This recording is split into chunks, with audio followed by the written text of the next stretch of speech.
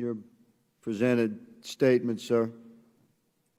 Say you support confiscating guns from individuals determined to be a threat to themselves or others.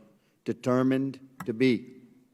So by this legislation my colleagues are putting forth, my understanding of the letter of that law, which I 1,000% oppose, as would our founding fathers, the letter of that law says an anonymous tip from a citizen. So if this was law, Commissioner, would you confiscate, would you go to your neighbor's home and confiscate his legally owned weapons, a man that was not under criminal investigation nor under arrest?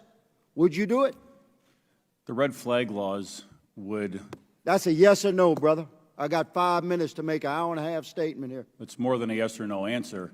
We'll move on then. If you cannot say yes, you would confiscate weapons from an American citizen that was subject to this law that my colleagues intend to push through this Congress, then you said in your statement that you would confiscate those weapons if an American was determined to be, your quote, a threat to themselves or others. According to that law, determined to be is defined by an anonymous tip that an American citizen, a threat to themselves or others.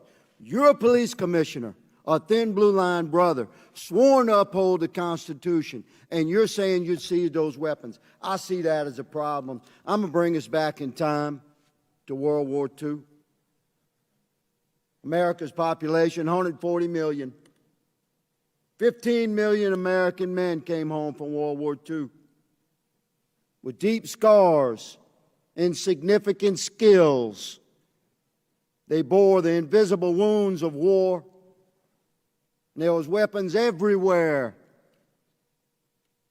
We'll talk about mental challenge.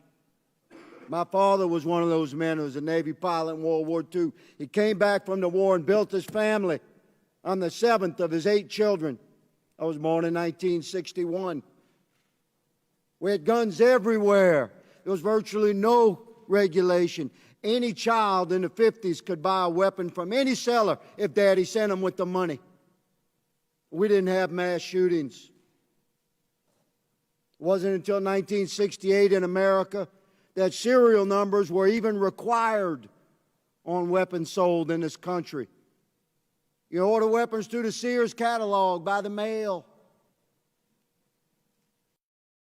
In the 70s, I attended a high school, large rural school. Virtually every vehicle in the parking lot was a pickup truck, and almost every one had a rifle or a shotgun on the back glass and a pistol under the seat.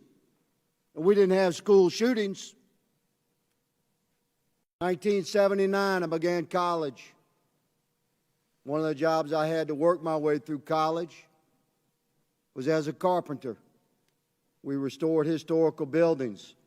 We had to determine in the process of that work what was the original cuts of these homes, residential homes built 75, 85, 100 years ago. You could tell by the saw cut if it was a mechanical cut, an electric cut, or a hand cut. By such observations, we knew exactly how that house was originally built. And to my amazement as a young man, beginning college in Louisiana, working, to my amazement, you know what I discovered, Madam Chair?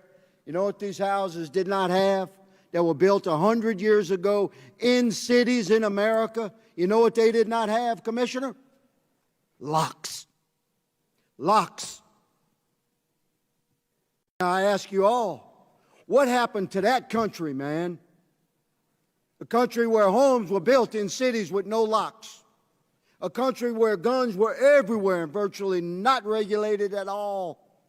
Where millions of Americans, 14 million Americans came back. It's 11% of the population at the time after World War II with incredible skills of war and weapons of war, as you called them, everywhere. But we didn't have mass shootings.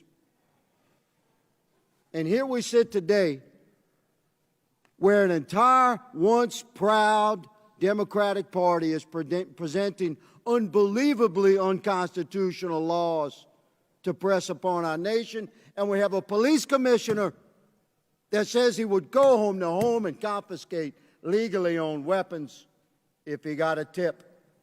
Madam Chair, I yield my speech, but I will not yield my opposition to these unconstitutional laws.